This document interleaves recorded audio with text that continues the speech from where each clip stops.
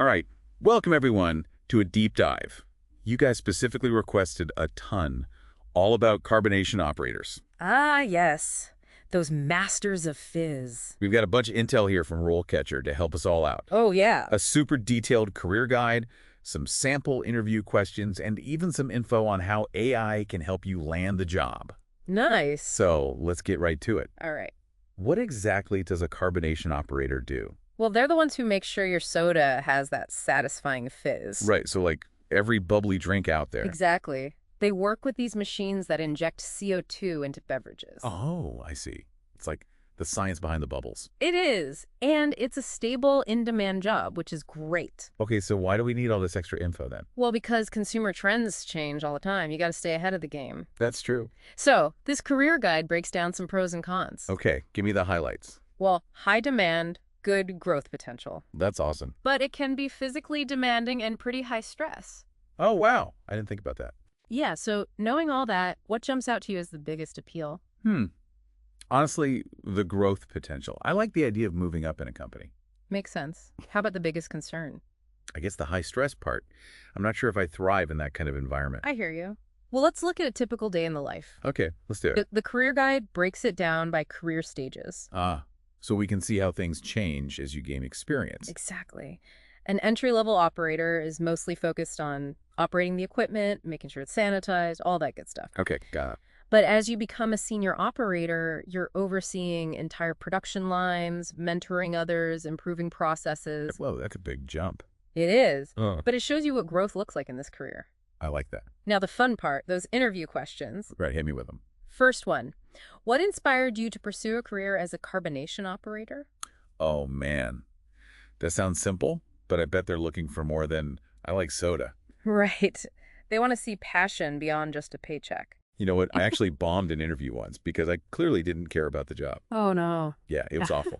So how do you show that passion for something as specific as carbonation? Well, think about what drew you to this field in the first place. Yeah. Is it the hands-on work, the science behind it? Maybe you're fascinated by the different types of drinks you can carbonate. Yeah, okay. That makes sense. Like finding a specific angle that really speaks to you. Exactly. And they might even follow up with what specifically about the carbonation process interests you the most. Oh, good point. So be ready to go beyond that initial answer. I see. Like, mention something specific from the career guide. Maybe you're really interested in maintaining precise CO2 levels or learning about different carbonation techniques. Oh, that's a good idea. It shows you've actually done some research. Right. You're not just winging it. Which is what I did in that interview. I bombed. Oof. Well, we learn from our mistakes, right? Totally. Hey, didn't RoleCatcher have something about AI that could help with this? They do. Their AI tool can give you feedback on your answers. Wait, really? Yeah. It analyzes what you say and suggests improvements based on the job you're applying for. Whoa, that's like having a personal coach. Pretty much. All right, ready for question 2. Get me. What are the essential qualities of a successful carbonation operator? Okay, that's a little more open-ended. Yeah, they're trying to see if you understand the role, you know.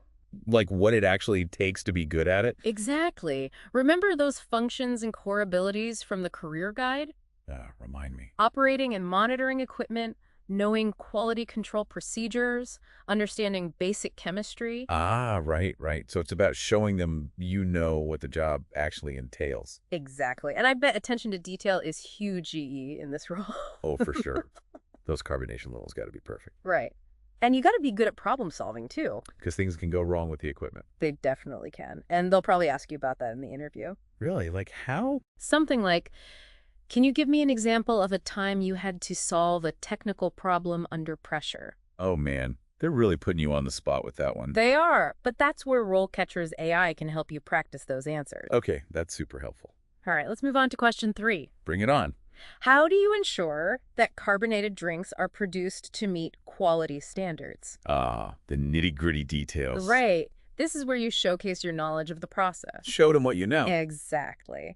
The career guide talked about a bunch of things: monitoring carbonation levels, following procedures, conducting tests, working as a team. So it's not just about knowing the steps, it's about understanding why they matter. Yes. It's about ensuring that every batch is high quality.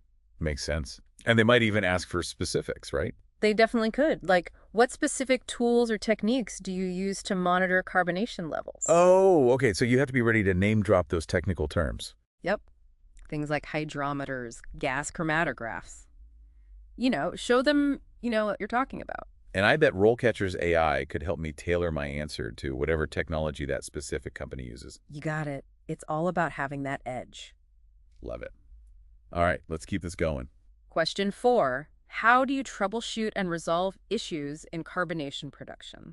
Uh-oh, this one sounds intimidating. It's not about having years of experience. Woo, that's good. It's about showing them you can think on your feet and solve problems. Okay, so even if I've never actually worked as a carbonation operator before, I can still answer this. Exactly. Think about any time you faced a challenge at a job and how you solved it. Ah, so it's about highlighting your problem-solving skills in general. Yes.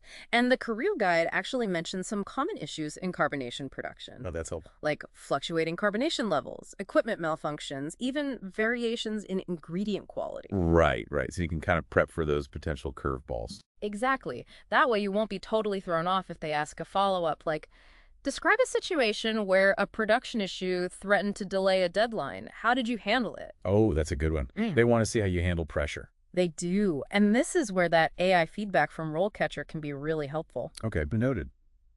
Question 5 now. This one's super relatable. How do you prioritize tasks and manage your time effectively in a fast-paced production environment? Oh, I feel that one in my soul. Juggling multiple things at once. Right.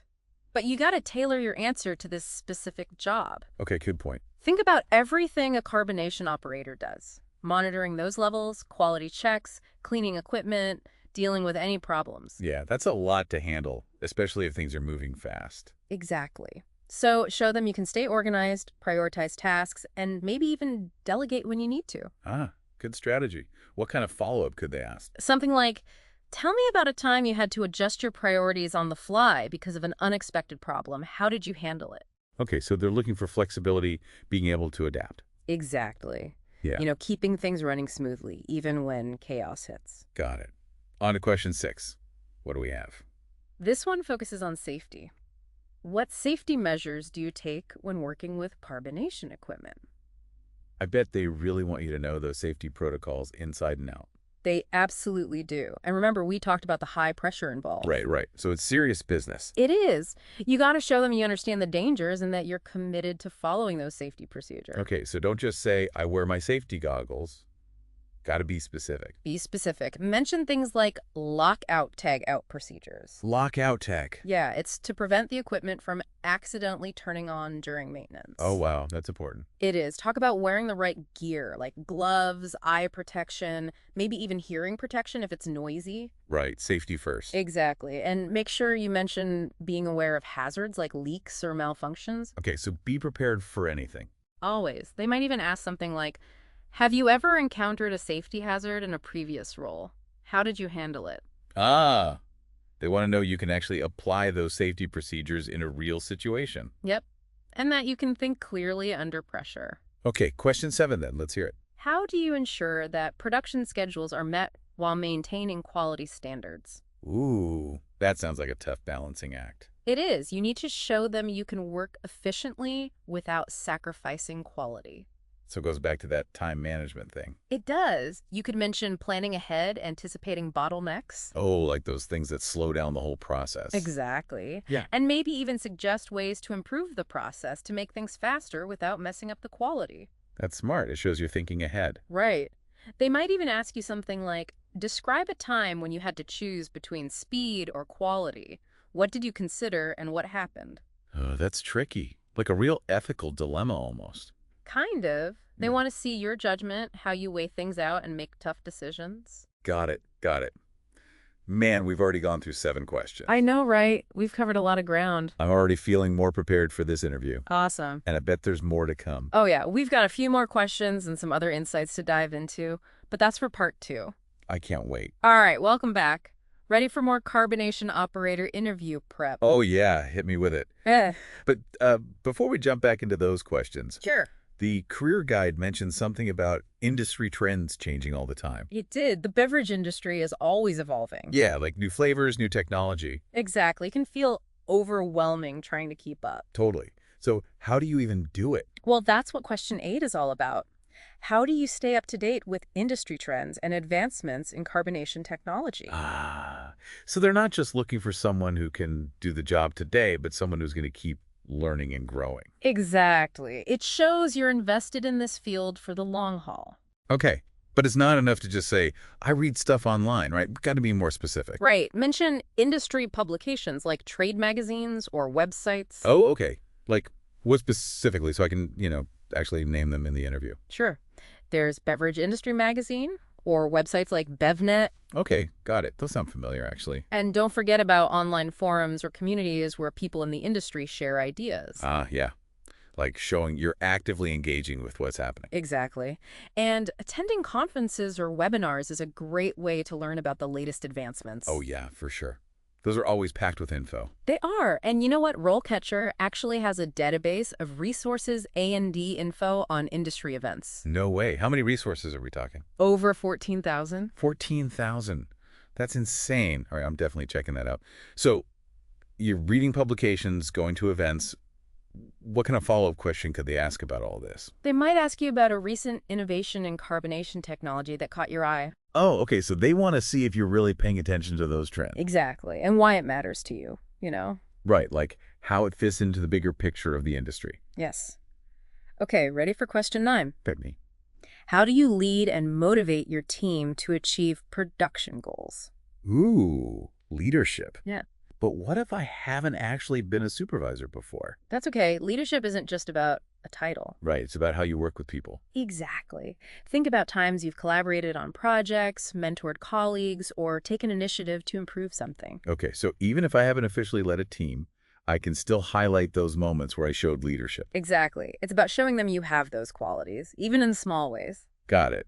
But what are some actual examples I could give? Talk about how you communicate with your team members, how you delegate tasks, how you offer support and encouragement. Ah, so it's about creating a positive work environment. Yes. And celebrating successes together, building that team spirit. I like that. What kind of follow-up could they ask about this? They might ask you to describe your leadership style. How do you motivate and guide others? Oh, that's a tough one. Am I more collaborative or directive? Right. Being able to articulate that shows them you've thought about it. And I bet RoleCatcher's AI feedback could help me practice that answer. Definitely. It can help you refine your response and really showcase those leadership qualities. Awesome. Okay, last question then. Last one for this section. How do you ensure that your team is trained in proper equipment use and safety procedures? Okay, this makes sense. It's kind of like a follow-up to those earlier questions about safety. It is, but now you're showing them you're thinking about the whole team, not just yourself. Right, making sure everyone's on the same page when it comes to safety. Exactly. So what are some concrete things you could talk about here? Well, training programs, right? Making sure everyone goes through those. Yes. And regular safety briefings, on-the-job coaching, even creating a culture of continuous learning. So it's about making safety an ongoing thing, not just a one-time training session. Exactly. They might even ask you how you assess whether your team is actually learning and applying those procedures. Oh, good point. How do you know it's actually working? Right. You could talk about doing knowledge checks, observing how people are working, even getting feedback from the team themselves. So it's about making sure that safety training is actually making a difference. Exactly. Making it a real priority. Got it. Man, we went through all 10 questions. We did. I feel so much more prepared now, thanks to your expertise and all these RoleCatcher resources. It's amazing what a little prep can do, right? Oh, and Yeah. even if I don't get these exact questions in the interview, Right. I feel like I have a much better understanding of what they're looking for. Exactly, and that's what matters most. Okay, ready to shift gears a bit? Oh, yeah. What else do we have? Okay, so we spent all this time talking about what it takes to be a carbonation operator, those interview questions, the skills. But now I kind of want to zoom out a little. What did we actually learn here? Well, we started with the basics, what these folks actually do. Right. But we went way deeper than that. We did. We looked at the knowledge they need, the skills, even the mindset. I'm actually amazed by how much goes into a job I honestly never even thought about before. Yeah, There are so many interesting career paths out there. there really are. And what really struck me is the passion, Oh, yeah.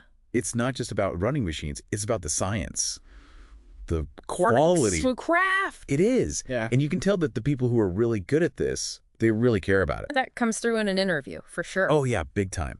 And then combined with all the prep work we talked about, Yeah. using those resources from RoleCatcher, that's like the recipe for success right there. It is. It's like having a secret weapon almost. Totally. But even beyond all that, there's something else. What's that? It's that curiosity, wanting to learn and grow. Oh, absolutely. Because this industry is changing all the time. He is. Constant. So you got to be able to keep up. The best carbonation operators, they embrace that. They keep learning new stuff. And pushing those boundaries. Right. Yeah. It's not just about operating the equipment. It's about contributing, to the craft. yeah, like taking pride in those perfect bubbles. And who knows, maybe even inventing the next big drink sensation. Right. That's the fun part, right? It is. So as we wrap up here, I want everyone to think about this. Don't just see it as a job. See it as a chance to learn and grow. And create. Exactly. And maybe even change the way we think about beverages. Who knows? The possibilities are endless. They are. So thanks for joining us on this deep dive into the world of carbonation operators. It's been a fizzy one. It has. We hope you learned a ton and you're ready to go out there and make some bubbles.